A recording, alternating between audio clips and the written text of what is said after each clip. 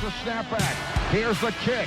He's got the leg into it. If it is good, and it is! Austin scores! A 49-yard field goal, and Indiana leads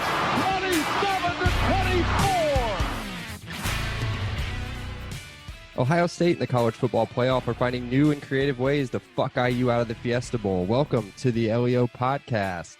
I'm your host, Michael Bragg, and you can follow me on Twitter at Bragley, Braggley, and I'm here with my co-host, Brandon. You can find him on Twitter at Brandon Dubich, D-U-B-I-C-H. What's up, Brando?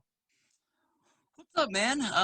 Excited to talk some IU football. We had some good news. We had some bad news since we last talked. I'm excited to get into it. Yeah, for sure. I don't know how much actual IU football we're going to talk because we haven't played in like 6 weeks, but we'll touch a little bit of base on that one. No game again because of the COVID. I saw on Twitter, though, or not Twitter, Instagram, that we had some guys out at practice today. Not out, but like going out to practice. So that's no, we are not saying they're out at Kilroy's. We are not saying they're out partying. No, out practicing, working on their ethics. At least they had practice jerseys on. I didn't see them on the field. And you know who else was on that video? Samson James was on that video. No jersey on, but he was there. Well, that's good news. Remember when he just single-handedly wrecked Purdue? God, that was fucking awesome. Yeah, and then I don't know what happened. Then we got run over by Xander Bath or whatever, dollar store, Mike Allstott, whatever it is. But either way, okay, so we don't have a game. So we have nothing to talk about as far as a game goes for us. What we can talk about, and as the intro touched on, we can talk about how Ohio State is going to fuck us up and make us miss the Fiesta Bowl because they're going to get no game this week. But we'll see. We're still hanging in the balance. It's just a rumor. Just rumors. They're supposed to play Ohio State. They're 20.5. Actually, I think it went down to 20 already. Point favorites. I think it's going to be blowout city either way. Hammering OH. I'm absolutely hammering OH in this game. Definitely. Poor Peyton Ramsey is just not going to have any time to throw the ball. Actually, I don't know if he has anybody to throw it to anyway. Because I can never stick to your outlines, and because one of my other podcasts covered it last week. Who are the worst fans in the Big Ten? Like the worst people or the worst fans? Because the worst fans, let's be real. I mean, we're probably worst fans. We're probably towards the bottom, but we're climbing. But worst people, Michigan people are cool. Michigan State. Don't tell my wife annoying. that. She almost fought a 16-year-old. They're okay. Yeah. Well, other than the 16-year-old Michigan fans, they're pretty cool. Yeah, Ohio State fans suck, man. But Nebraska fans suck. Nebraska fans are bad too. Have you ever met a Nebraska fan that is not in Nebraska? Like they were here? See, I also feel bad for Nebraska because it's all they got, right? Like, in my mind, like they should be that invested because if they don't have Nebraska football, they basically have nothing. So like the Utah Jazz or something, or the Kansas City Royals. I literally don't know any sports that are the around Oklahoma City Thunder. Yeah, I have no idea. Shit. So I give a pass to Nebraska because they can be obnoxious. Ohio State, I hate because their fans are just horrible.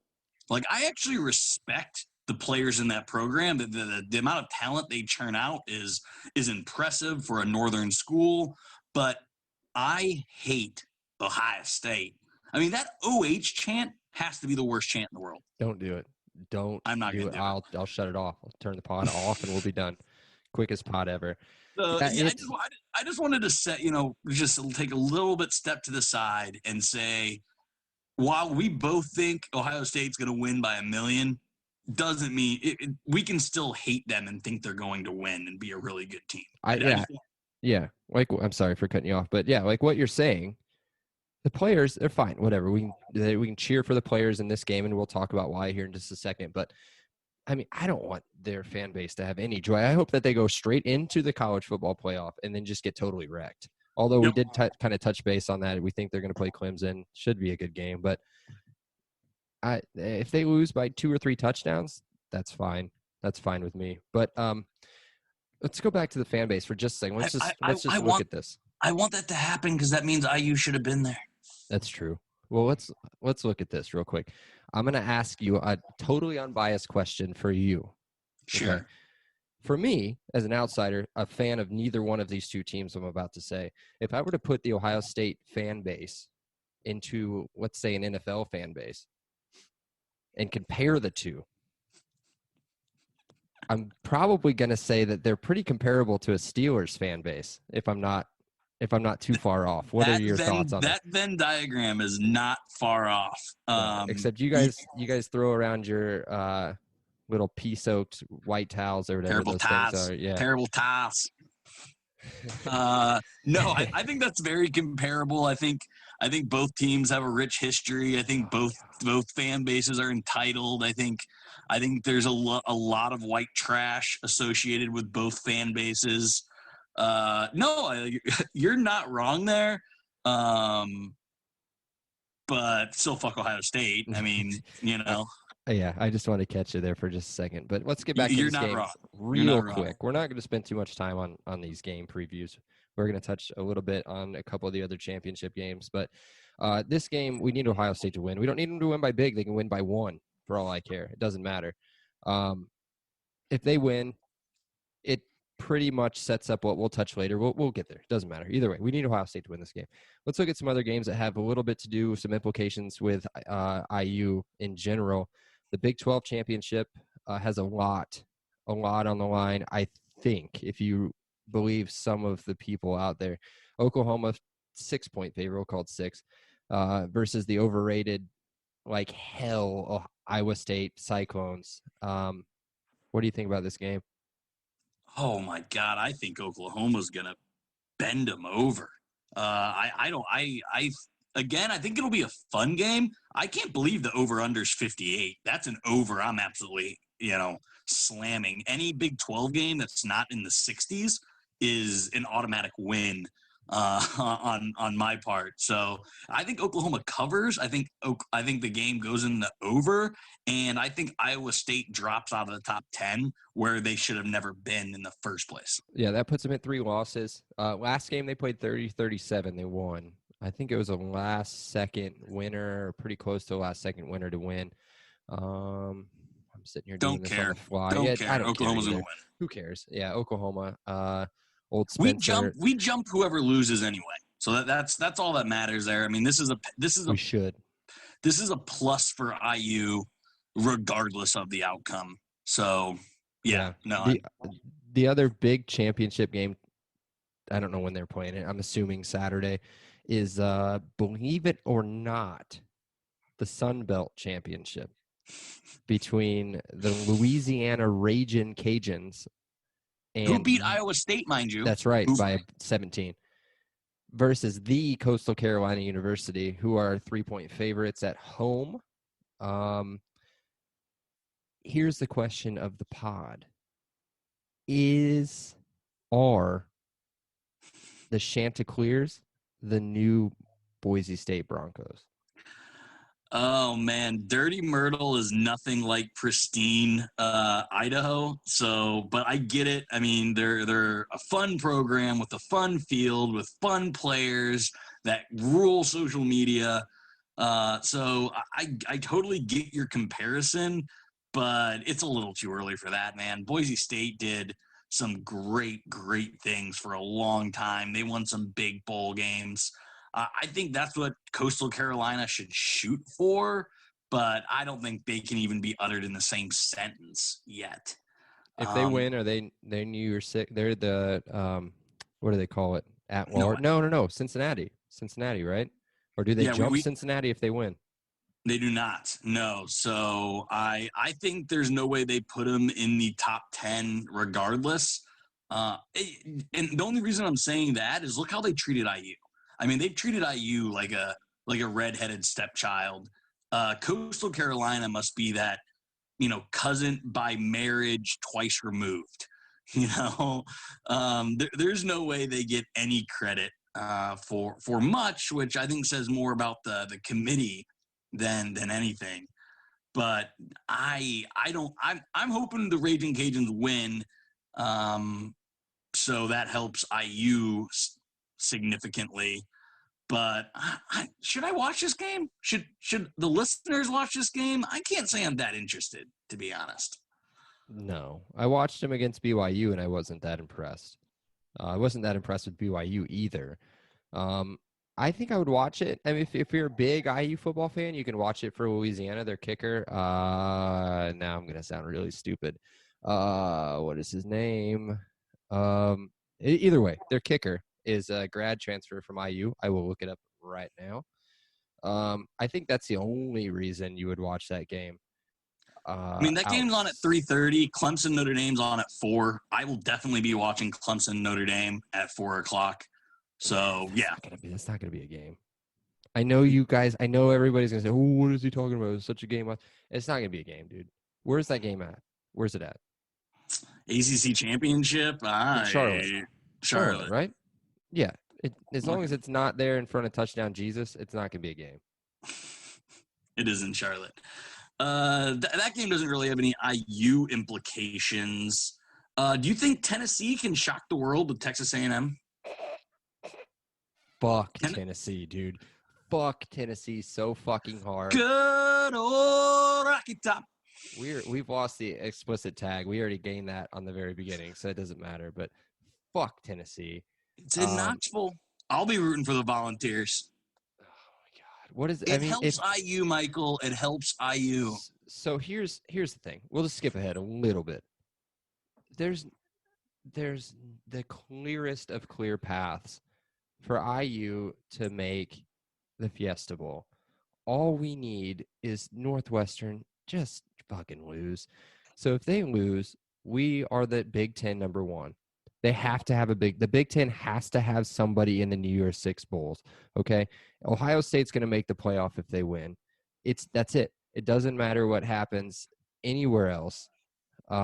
As much as I'd love to see a good upset, I can't, man. Every time I see the orange anywhere, and my friends are going to laugh at me when they listen to this. Anytime I see the orange anywhere, anytime I see the T, doesn't matter. I get sick. That game was, and you obviously you were there. Nate Snyder, by the way. Nate Snyder's the kicker for the Raging Cajuns. You were there. It's the maddest I've ever been at a sporting event, and it might be the might be the drunkest I've ever been at a sporting event, and the maddest I've ever been at a sporting event. One was definitely the cause, and one was definitely the effect. You were that drunk in front of my kid?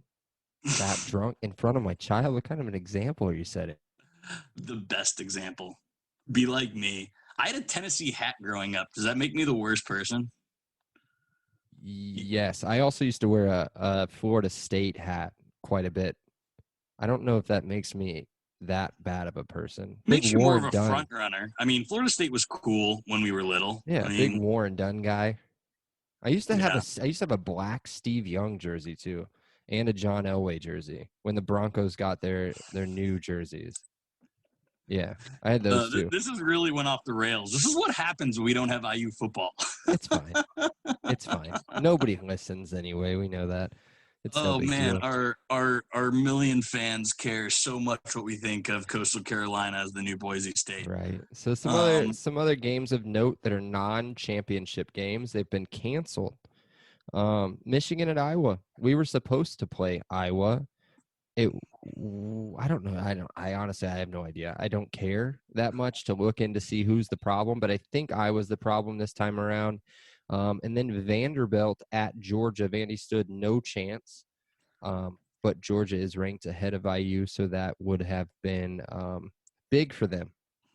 Did you see the message board threads of where Aunt Vandy thinks they can get Tom Allen? I thought that was hilarious. All right, so let's do this. Let's just do this now. If I see another plane flight map of somebody flying from Auburn, Alabama to Bloomington, Indiana, not the other way around, it's just from Auburn to Bloomington, I'm going to get sick. We can go ahead and skip ahead real quick to the question. We've got it from a listener, Kyle Mates. You can follow him at Twitter at Kyle_Mates.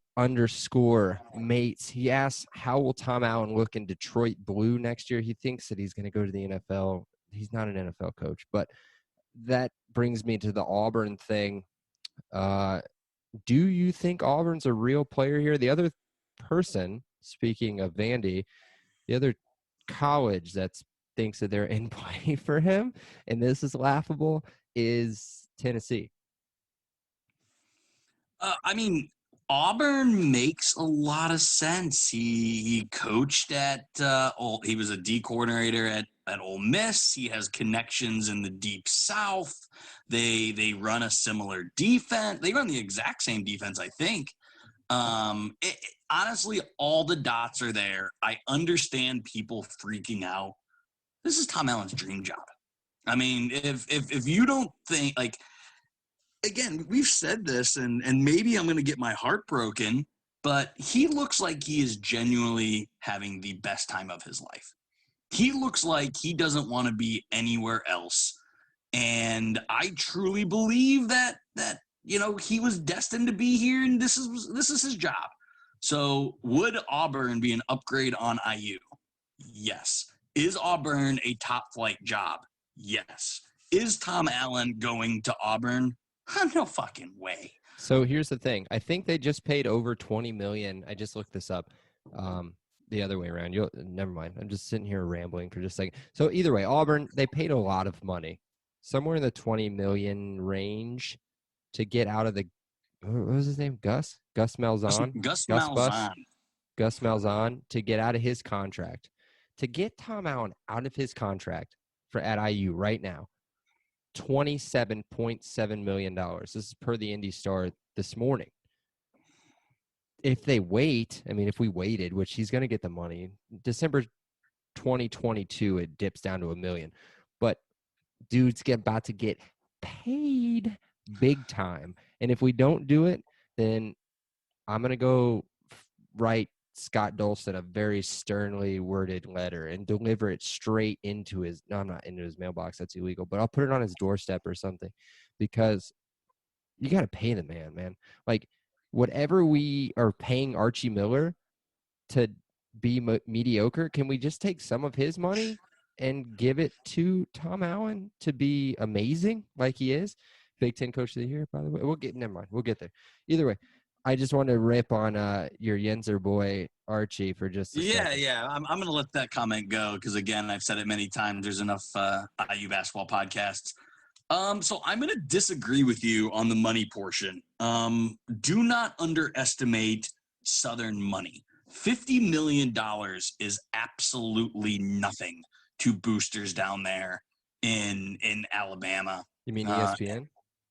I mean, it doesn't matter. Like, literally, money doesn't matter to the guys down there. So, I saw it all over Twitter and other social media, like, oh, they'll have to pay, they're already paying 40 some million with they'll have to pay 5 more. That's 50 million. 50 million's nothing. 50 million is a drop in the bucket when you got the boosters Auburn has. That's not the thing. It's not a money thing. It's a loyalty. It is a comfort. It is a professional thing for Tom Allen. And he loves Indiana. He loves Bloomington. And his quote in the press conference today, it was either a press conference or an interview. I don't know. I haven't achieved all my goals here. And I truly believe he has goals here that are higher than what he achieved this year. I'm not going to sit here and say he'll be our coach for the next, 30 years, but he's not gone this year. He's not gone next year. All of that is just nonsense. All of that is just social media noise, in my opinion. It happened last year, but it happened last year on a smaller scale. I can't remember the exact schools, but we were hearing stuff like USF because he had connections down there.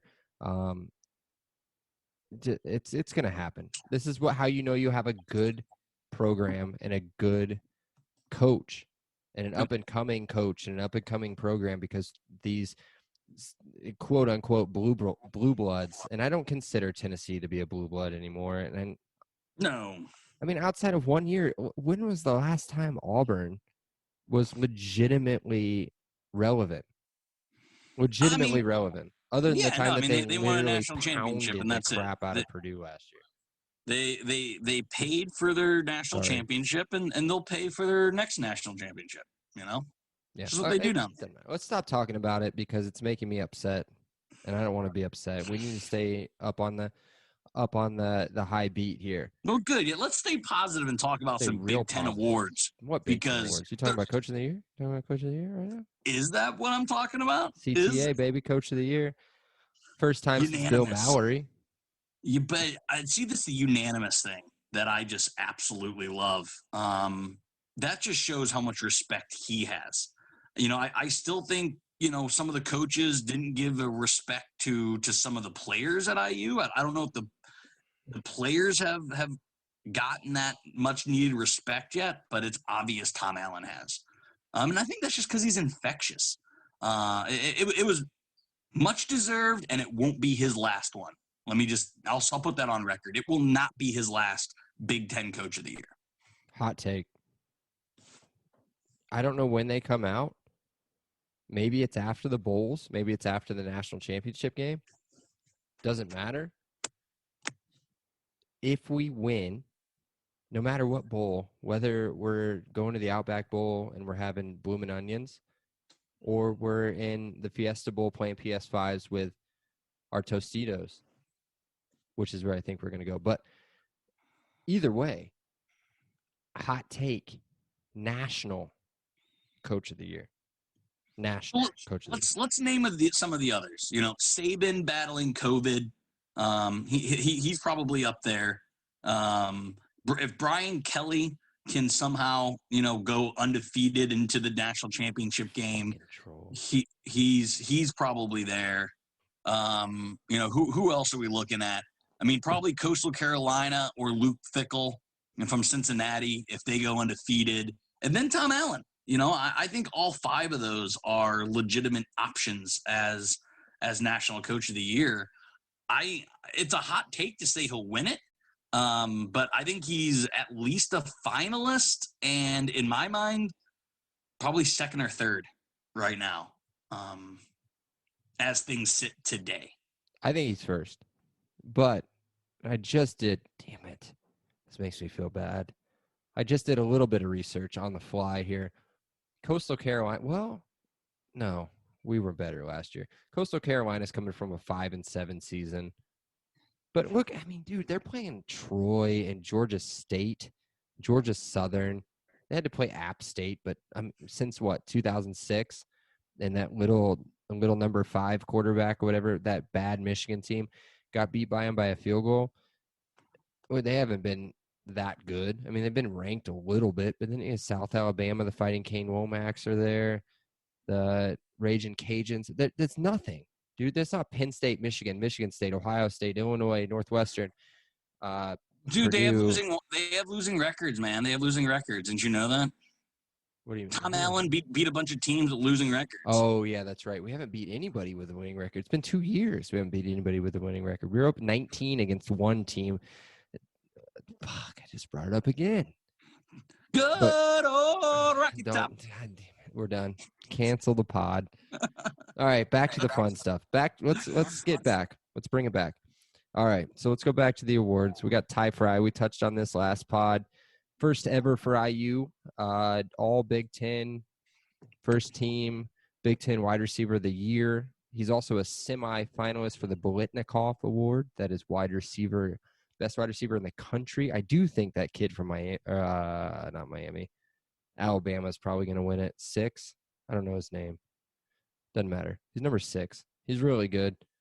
I think he's going to win it. Ty Fry, still, I don't think he's going to come Did he back win it? now. So I swear we're not playing good cop, bad cop. And I swear I'm not just playing devil's advocate. Did he win it because of his game against Ohio State? Because he's kind of faded off the last 2 games. So he's the first wide receiver ever in Big Ten history to have 2 consecutive 200-yard. I think it's 2 200-yard games ever.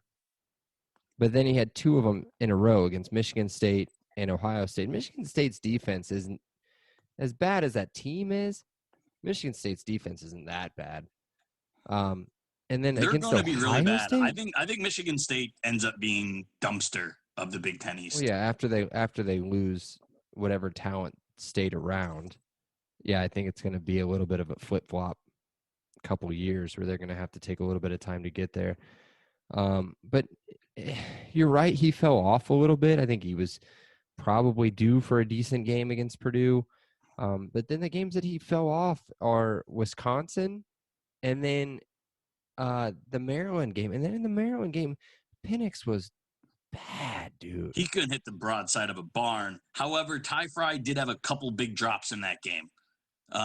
He never drops the football. Freifogel had 0 drops going into that, and I think he just read that online too much. Yeah. Honestly, Yeah. I would tell that to his face. Not tell him, ask him, like, did you see PFF pump that out about you haven't had a drop and your catch rate was this? And because all that came out the week before the Maryland game, and then he couldn't catch, like, Penix couldn't hit the broadside of a barn, but his receivers were doing him no help in that Maryland game either. Yeah, I don't know. That game was weird. That dude was just like, that's like one of those days where you wake up and you're like, I'm just going to have a bad day. I'm going to go 2 for 100, and then I'm going to tear my ACL for like the 18th time. Did you see that picture of him in a wheelchair with, so my wife is a nurse, backstory for everybody listening. I showed her this picture. Dude's got he's in a wheelchair.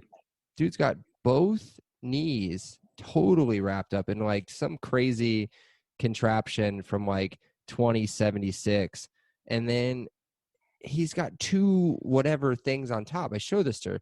She asks, why does he have 2 drains on each? Well, he has 2 drains total, a drain on each knee. He had a drain on each knee, Brandon. What the fuck?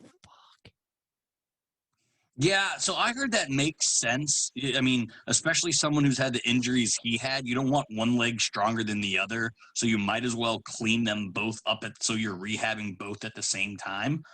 I'm not a doctor. I mean, I have an IU degree, but, fucking speed later, my degree. So from what I read on the internet, doctors, it's a good move. It's really all I know. All right. So we went down the Penix road. Let's go ahead and touch on them a little bit. Let's go back to the offense real quick. We had 6.5 all Big Ten teamers. I can't wait to hear your half. I can't wait. I'm excited. It's not the other half of Penix, I promise. So we obviously the one first teamer was Ty Fry, and then we had 2 on the second team, and I was very surprised to see Michael Penix's name there. Because I was more surprised at seeing Stevie Scott than I was Michael Penix. Touchdown machine. Every time he got that ball inside the 5, there was nobody who was going to stop him. Nobody. Whether he was taking it straight wildcat, he was getting it handed off. It doesn't matter. We couldn't block for him, but inside that goal line or inside the 5-yard line, it didn't matter. So third team, we had 1.5. This is where the half comes in. We had Peyton Hendershot, my boy. I think he's drafted second day guy. Peyton Hendershot, and then Peyton Ramsey. There's my half. Third team quarterback. Look at that, Pay Ray. And then we had 2 honorable mentions in Harry Kreider, who I think comes back, and Whopper, who I also think comes back. And you think comes back as well. So let's listen. I want to list some of the quarterbacks that, got preseason hype. What happened to Tanner Morgan? Who? Yeah, what happened to Sean Clifford? Oh, the big red dog. Like, what happened to Martinez at Nebraska? Like, it was funny to see all these preseason Big Ten players with no mention of Michael Penix, no mention of Peyton Ramsey. Like, it was all of these other guys, yet who are 2/3 of the all Big Ten quarterbacks? Peyton Ramsey and Michael Penix. Good for Ramsey. Good for Penix. Fuck the anti-Big Ten or anti-IU bias there. It's ridiculous, and outside of Stevie, I think everything else there on the offense is well deserved. Yeah. So what I will say, in a little bit of defense for the media, is I did see Penix as a top 3 quarterback in most of the previews that I saw. I saw him behind whatever that kid's name, Tanner, whatever, row the boat from Minnesota. I saw him behind him. Everybody loved that dude. And the reason that they loved him so much was because that dude would just throw the ball up to Bateman, Rashard Bateman, is that his name? Yep. They would just throw it up. And I watched a couple of their games on accident or for entertainment purposes only. And the guy's not good, man. No, he sucks. Like, he's not good. I feel like he's undersized. I'm just saying this based off of nothing. And he has no hair, which is what I just saw. He's totally bald. He looks like he's not 60, at least 47 years old. And he kind of on looks his like second marriage. On his second marriage, just had a rough go of it. 4 kids, 3 step kids.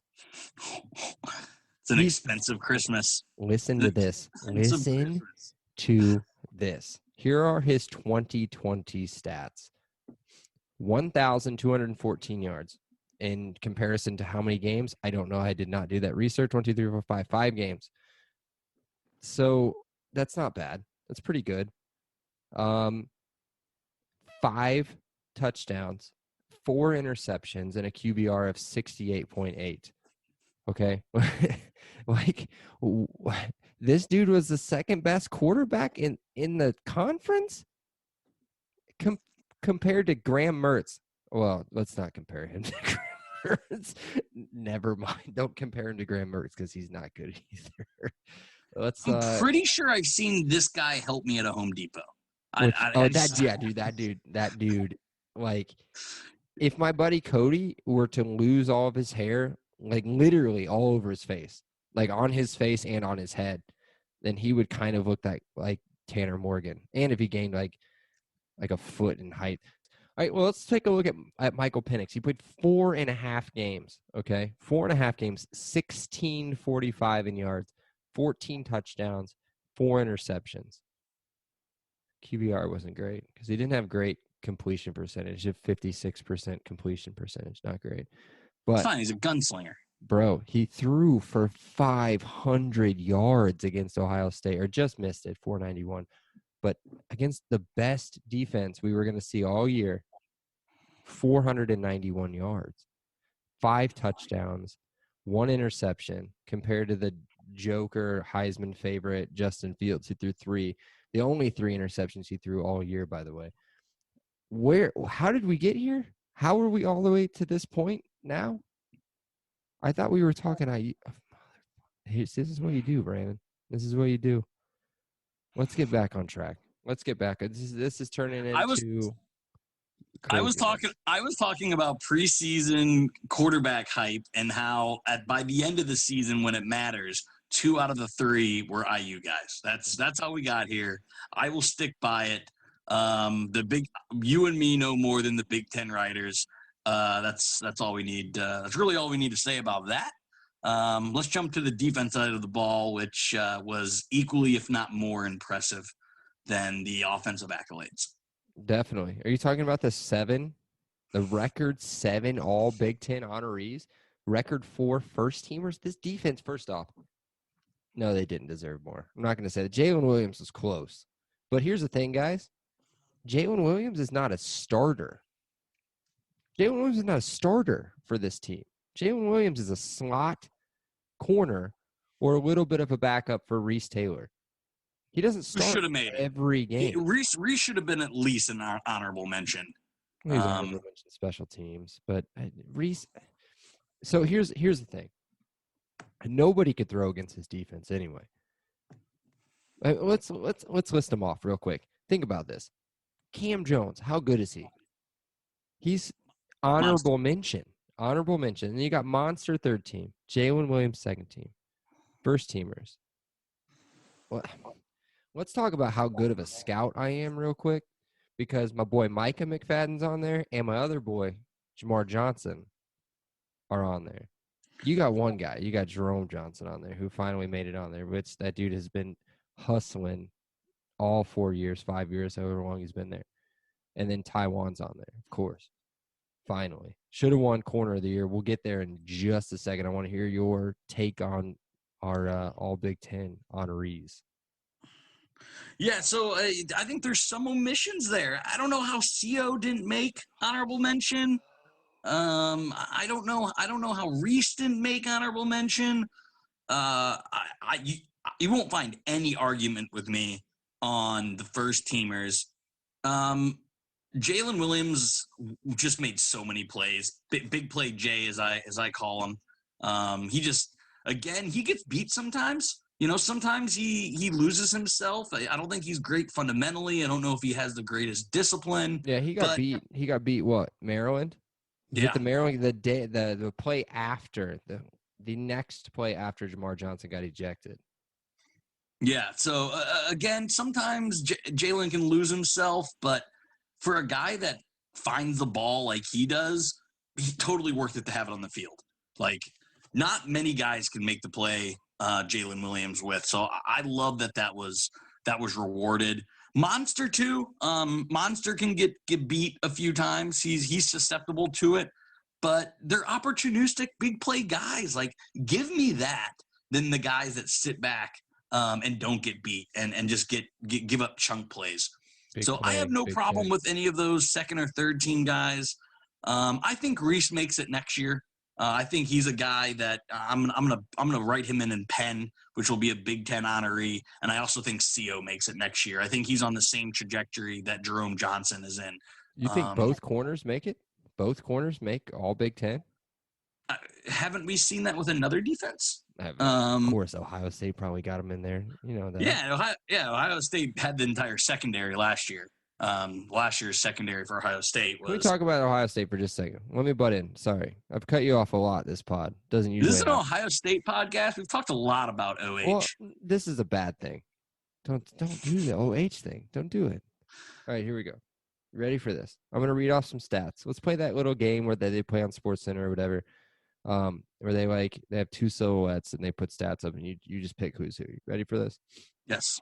36 tackles, 4.5 tackles for loss, 3.5 sacks, 4 pass breakups, 3 interceptions, and a forced fumble. Okay. 16 tackles, 0-0, 3 pass breakups, 2 interceptions. Which one won Big Ten Corner of the Year? 1 or 2? I got to be 1, right? I mean, he has more forced turnovers. He leads in every statistical Here's what category. he had more. Here's what he had more of. Almost 3 times the amount of tackles. He had 4.5 more tackles for loss. He had 3.5 more sacks. He had 1 more pass breakup. He had 1 more interception. He had 1 forced fumble. And he did not allow 218 yards to a single wide receiver. The second one is Sean Wade from Ohio State. He won Big Ten Defensive Back of the Year. That dude is a fucking clown. And we've talked about him before. The other guy I named is Tywan Mullen. But Michael, no one threw at him, so he couldn't get stats. Don't you know the way football works? You can't get stats if nobody throws at you. Come on, you know football better than that. Keep talking for a second because I'm going to look up Ty Freifogel's fucking targets real quick. I mean, Wade has the pedigree. He has the NFL body. He has a year of work ahead of him. I get it. I don't agree with it. I think if we compare resumes, as you literally just did, Tywan Mullen has more to show than Wade does. And I think if Mullen has any sort of year, even if he has, not as great offensive or defensive stat year, I think he is like lined up to have it next year. Sometimes you have to wait in line. I think that the Sean Wade winning it this year was Wade waiting in line for his award. So did you say I'm going to reserve waiting? judgment. Did you say waiting or waiting? Waiting. I think you could be waiting in a line too, I guess. I think he's waiting. I think Mullen is waiting for his spot next year, just like Wade did this year. So, bro, 7 catches, 218 yards, and 3 touchdowns. I texted you during this game. I told you, fuck this Wade guy, because he sat here and he was talking shit to Ty Fry the whole time, and this dude went off on him, dude. 7 catches, 218 yards, and 3 touchdowns against one corner, and this same corner is the one that won Big Ten Defensive Back of the Year. Are you kidding me? I don't care. What else are they supposed to do besides compare resumes? That's how you pick your player of the years. You look at what they've done over the year as a player, and that's what Tywan Mullen's done, and he deserved to be Big Ten Player of the Year. So, all right, let's do this. Let's just try to wrap this up real quick. I don't like to talk about Kane Womack. I know that he was good for us for a couple years and blah blah blah. Like, good for him. He's getting a head coaching job, but like, like fuck him. He's leaving. So like,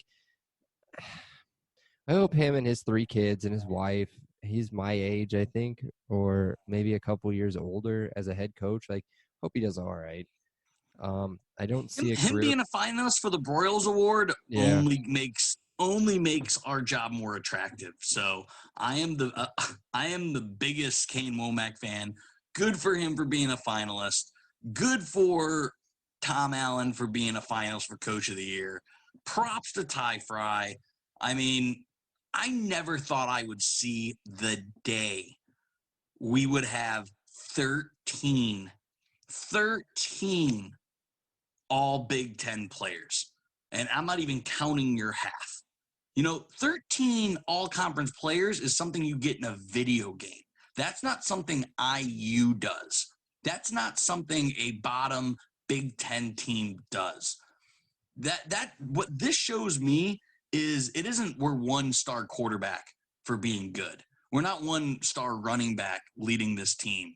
We are for real, and all these players you named, there's someone behind them.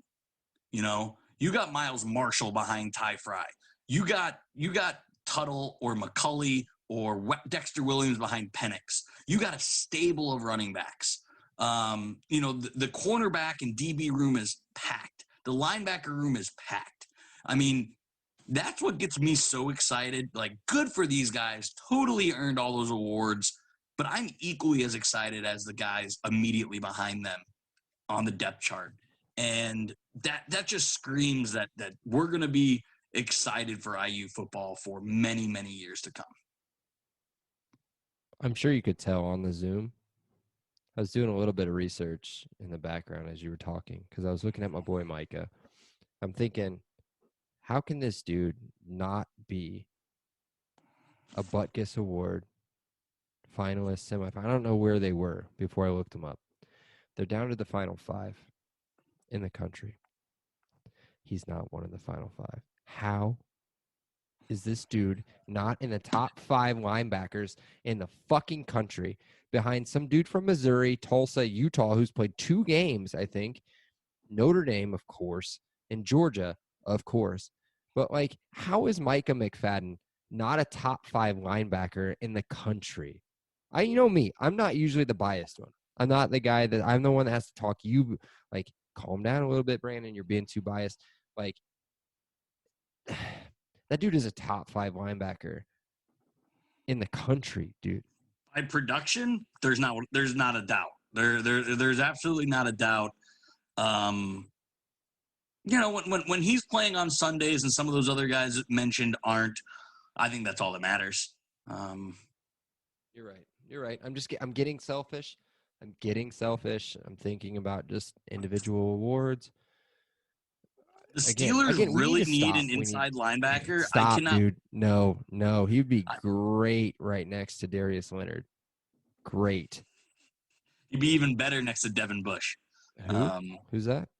Oh, a player just as good as Darius Leonard. Yeah, so. I'd like to see his reach. 6'10", bro. Either way, that's a different pod. All right, let's wrap. Last topic. Where are we going bowling, Michael? Where are we going bowling? You know what I'm about to say. All right, yeah. And I'll explain it. We're going to the Fiesta Bowl. I kind of touched on this. I think I might have touched on it a lot. Might have groped it earlier.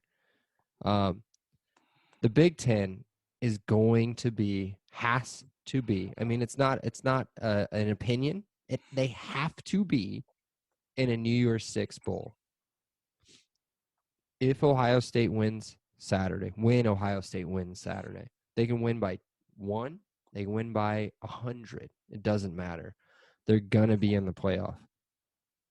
Yeah, as long as they make the playoff, we are the Big Ten #1 team. Stick us in wherever, Arizona. I don't know who. It doesn't matter. I think as long as USC beats Oregon, which they should. As long as USC beats Oregon, we should play USC in the Fiesta Bowl. That's my prediction. Yeah, so I didn't do my research when we potted earlier this week. You're right. I mean, the way these slots work, we're the probability's got to be like 90% we get to the Fiesta. So now you already have me looking at flights to Arizona. You sucked me right in. I'll make sure Chelsea doesn't know where you're going. I'll tell Sasha that I have a long lost cousin that I have to go see. He needs emotional support. She's not allowed to come. She's 0 for 1. She's bad luck. She was clearly the reason why we lost that. I can't think of any other reason other than her. Yeah, it wasn't me. It wasn't my wife, and it wasn't my kid. But they're not going to come either. But yeah, Sasha's going to stay home. Yeah. Yep. For sure. I don't need her talking shit to USC people. Like I don't know a lot of USC people. Like I look at like Snoop Dogg, and like I don't know if you remember what Snoop Dogg was before Martha Stewart and like before all this other stuff, but like that dude was like killing people and like rapping about it. So like if I'd rather her not talk shit to people from USC. I can deal with people from Michigan. What are they going to do? Nothing. But like USC people, like I'm not trying to deal with that shit. Yeah, I'm ready. My bags are packed. Can't wait to go to Arizona. And we'll be talking about it this time next week. So until then, Michael, you got anything else? No. All right, bud. Well, as always, Elio. Elio, buddy. See ya. Elio. Awesome day. Elio. Thank you so much, Rick. I appreciate that. Elio. All right, great. Elio. Appreciate you guys. Elio. You're welcome, Dave. Have a great day. Elio. Have a great day. Elio. Appreciate you being here with us. Have an awesome day. And Elio. Oh, thank you so much. Elio. Well, thanks so much, Elio. Hey, thanks so much, Mike. Appreciate that. Elio. Appreciate you guys, man. Have an awesome day. Elio. Awesome. Elio. Elio.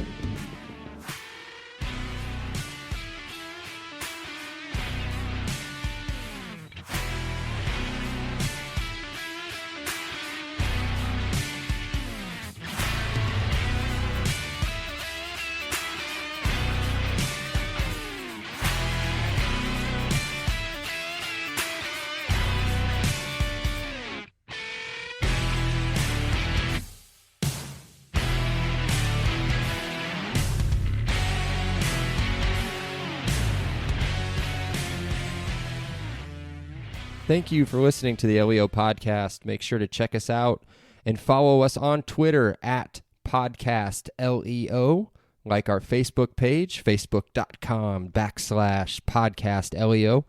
And please subscribe, rate, and review on iTunes. We are now on Spotify as well, so make sure you follow us there.